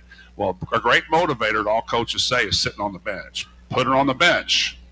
Send a message to the rest of your team and your future recruits, because that's going to be easier to recruit against Tennessee down the road when you're like, hey, got a kid that's marginal and they're just going to let them run the program? Well, no. Well, that's what we witnessed. And then, but for the freshmen, will they evolve next season? Everybody's going to push to say, hey, what about next season? Should she be fired? They're going to give her another year at least. They are, because they got too much coming back. And then I don't think they're coming back. Well, they may not. And no, they're not. But if the they're Paldo not, kids are not coming then back. She'll be on a short leash. Yeah, the Paldo kids are not coming back. Then she'll be on the hot seat. I don't think that Praw kid's coming back. Yeah. I don't think they're coming back. It'll be interesting to see, and there'll be a lot of hand-holding here in the next few weeks because a lot of people are going to try to poach. And why wouldn't you? If I'm Unless Mulkey, I'm on the phone if they're good enough to play in my program. Unless you didn't want them because they're not good enough. Here's the issue that all these coaches face now, men and women. We did a thing earlier in the week. You know how many we talked about, I think Tuesday, there's one player celebrating a senior night. Yeah, at Mississippi State. There's 21 It's in the been there country the entire time. 4 or 5 years. Yes. 21 of the Power 5 conferences. And what's interesting, that's crazy's number. And then here's what total. you got to look at, bigger picture. Yeah. Senior Day tomorrow. Yeah. Well, we're celebrating 1 year. It's like Senior Day. No, it's like, where did I finally finish? Because I packed my suitcase for 3 seasons. Yeah. And for me, I look, and I'm old school here, and it's going to be hard to change my thought. Love to honor Grant Hurst. Sure. But he's still not even been here 4 years. Sure. Gillespie, sure, let's honor 1 year. Let's honor